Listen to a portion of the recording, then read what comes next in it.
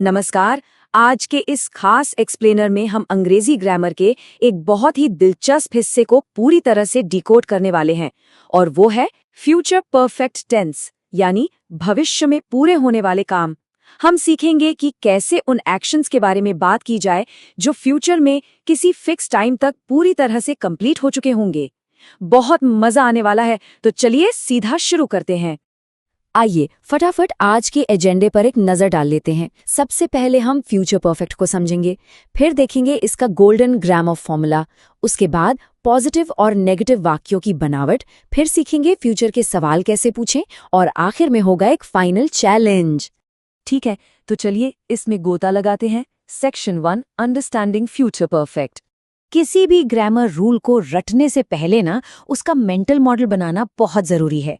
तो इमेजिन कीजिए कि हम एक टाइम मशीन में बैठकर भविष्य में किसी खास पॉइंट पर जा रहे हैं और वहां खड़े होकर पीछे मुड़कर देख रहे हैं कि भाई ये काम तो पूरी तरह से खत्म हो चुका है। फ्यूचर परफेक्ट का बस यही सीधा सा फंडा है। हिंदी में इसे पहचानने का सबसे आसान तरीका है वाक्यों के आखिर में आने वाले सुराग, जैसे चुका होगा, चुकी होगी या चुके होंगे। मतलब उस फ्यूचर पॉइंट तक एक्शन एकदम कंप्लीट। अब इसमें एक चीज बहुत क्रूशल है, टाइम का जिक्र। इसे हम एक तरह का फ्यूचर एंकर पॉइंट कह सकते हैं। अंग्रेजी में इसके लिए अक्सर बाय या टिल का इस्तेमाल होता है, जैसे बाय टुमारो यानी कल तक, या बाय 6 o'clock मतलब 6 बजे तक। ये मार्कर्स हमें बताते हैं कि वो डेडलाइन क्या है, जब तक कोई काम पूरा हो चुका होगा। और अब आते हैं सेंटेंस बनाने के तरीके पर। Section 2, the golden grammar formula. ये रहा हमारा मास्टर फॉर्मूला। एक परफेक्ट सेंटेंस बनाने के लिए सबसे पहले हमें चाहिए सब्जेक्ट, उसके ठीक बाद आएगा विल या शैल, और फिर एंट्री होती है इस टेंस के दो सबसे बड़े हीरोज की, हैव और वर्ब की थर्ड फॉर्म जिसे हम V3 भी कहते हैं, और लास्ट में हमारा ऑब्जेक्ट। एक बात बिल्कुल गांठ बांध लीजिए, इस टेंस में हैव और V3 हमेशा साथ रहेंगे। ये रूल कभी नहीं टूटता। ये स्लाइड बहुत ही शानदार तरीके से दिखाती है कि ये थर्ड फॉर्म वाला रूल आखिर काम कैसे करता है। देखिए, स्टेप 1 है गो, यानी वर्ब की फर्स्ट फॉर्म। पास्ट में ये बन जाता है वेंट यानी V2। और स्टेप 3 जिसकी हमें इस टेंस में सख्त जरूरत है, वो है गॉन यानी हमारा V3। जा चुका के लिए हमेशा गॉन का ही इस्तेमाल होगा। एक बार ये V3 का पैटर्न दिमाग में बैठ गया तो वाक्य बनाना लिटरली बच्चों का खेल है। इस पैटर्न को पक्का करने के लिए सोर्स मटेरियल से लिए गए कुछ और एग्जाम्पल्स देखते हैं। खाना यानी ईट, इसका पास्ट है एट और परफेक्ट फॉर्म बन जाता है ईटन। इसी तरह पूरा करना यानी कंप्लीट, इसका V2 है कंप्लीटेड, और कमाल की बात यह है कि V3 भी कंप्लीटेड ही रहता है। काफी प्रिडिक्टेबल है ना? आगे बढ़ने से पहले एक छोटा सा रूल रिमाइंडर, विल और शैल कब लगाएं? इसके नियम बिल्कुल वही हैं जो हमने पहले इंडेफिनिट और कंटिन्यूअस में देखे थे। आई और वी के साथ शैल लगता है और बाकी सबके साथ विल। और हाँ, अगर पक्के इरादे या निश्चितता की बात हो तो ये रूल बिल्कुल उल्टा हो जाता है। एकदम सिंपल।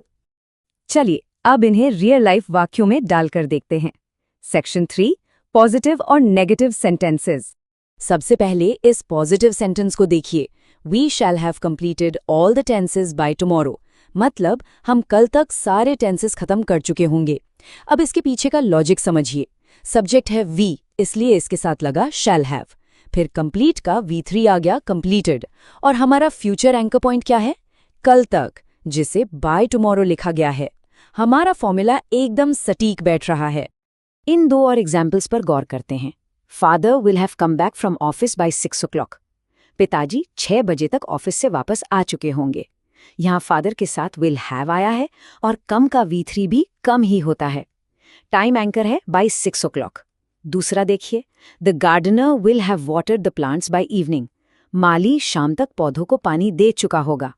हर एक पार्ट उसी गोल्डन सांचे में बिल्कुल परफेक्टली फिट हो रहा है। अब इस स्लाइड में जो सबसे इंटरेस्टिंग बात है वो देखिए, सिर्फ एक छोटा सा शब्द नॉट जुड़ने से सेंटेंस का पूरा स्ट्रक्चर कैसे बदलता है। पॉजिटिव में था father will have come back, अब जरा नेगेटिव देखिए, mother will not have prepared the lunch till 2 o'clock। Mummy 2 बजे तक लंच नहीं बना चुकी होंगी। यहाँ नोट करने वाली बात यह है कि नॉट को विल और हैव के एकदम बीच में रखा गया है, विल नॉट हैव। बाकी सब कुछ बिल्कुल सेम है। छोटी सी बात है लेकिन बहुत क्रूशियल है। चलिए अब सवाल पूछने की बारी। Section 4, asking future questions. तो भाई, एक फ्यूचर परफेक्ट स्टेटमेंट को सवाल में कैसे बदला जाए? क्या इसके लिए कोई नया भारी भरकम फॉर्मूला रटना पड़ेगा? सोचिए। बिल्कुल नहीं। इसका जवाब बहुत ही मजेदार है।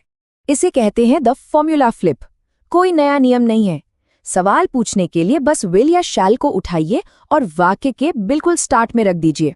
जी हाँ, सबसे पहले विल या शैल, फिर सब्जेक्ट, अगर नहीं वाला सवाल है तो नॉट, और फिर वही हमारी अटूट जोड़ी हैव और V3, और लास्ट में एक क्वेश्चन मार्क। बस हो गया। इस फॉर्मूला फ्लिप को एक एग्जाम्पल से पूरी तरह डिकोड करते हैं। Will you not have read the newspaper till 8 o'clock? क्या आप 8 बजे तक अखबार नहीं पढ़ चुके होंगे? बनावट देखिए, विल छलांग लगाकर सबसे पहले आ गया है, फिर सब्जेक्ट यू, फिर नॉट हैव, और पढ़ने का V3 रीड। हैव और V3 ने अपनी जगह बिल्कुल नहीं छोड़ी है। और अब हम आ गए हैं अपने आखिरी पड़ाव पर, सेक्शन 5, द फाइनल चैलेंज।